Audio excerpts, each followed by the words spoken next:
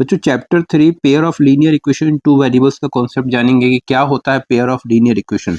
तो बच्चों सबसे पहले यहाँ क्या लिखा है, लीनियर इक्वेशन। तो लीनियर इक्वेशन का मतलब होता है कि जिसकी पावर 1 हो बच्चों, और वो जो लीनियर इक्वेशन चाहिए वो हमें टू वेरिएबल्स का चाहिए। तो कैसे लिखेंगे बच्चों, तो मैं यहाँ पर आपको एग्जांपल से बताता हूँ बच्चों की दो इक्वेशन आपको लेना है। 4x जैसे मैंने लिया 4x plus 3y equal to मैंने कर लिया 5।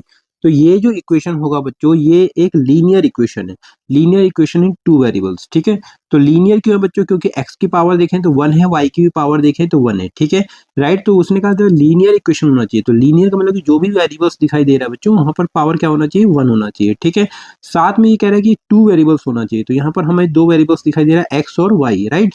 तो ये इक्वेशन हो गया linear equation in two variables.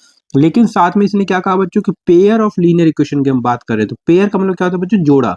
मतलब हमें क्या करना है कि एक इक्वेशन और लेना है। तो एक इक्वेशन ये ले लिया और एक इक्वेशन और ले लेते हैं 3x plus 2y equal to 6।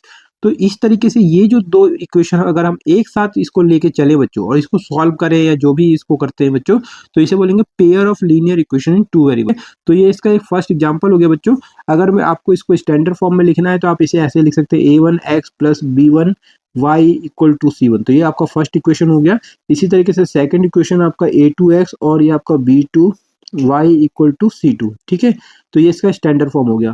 और इसका एग्जांपल की बात करें तो ये हो गया। एक एग्जांपल और देख लेते बच्चों, तो 3x minus 2y equal to 6। ये आपका एक इक्वेशन हो गया लीनियर इक्वेशन। ठीक है, और एक और लेंगे तब जाके पेयर बनेगा बच्चों।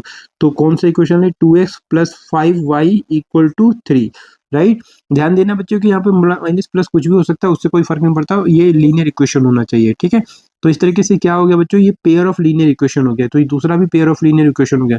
तो उम्मीद करता हूँ बच्चों कॉन्सेप्ट समझ में आ गया होगा कि पेयर का मतलब क्या होता है, जोड़ा। ठीक है, अब इसी तरीके से एक और एग्जांपल से मैं समझा देता हूँ। जैसे 3x plus 2y equal to 6 हो गया, और फिर से मैं यहाँ लेता हूँ ये 2x minus Y equal to 5। तो यहाँ पर जब भी आपको दो इक्वेशन एक साथ लिखा हुआ दिखाई दे बच्चों, तो उसे हमेशा आपको क्या पढ़ना है, pair of linear equation two variables. आप कहेंगे कि यहाँ पर हमें pair of linear equation two variables दिखाई दे रहा है।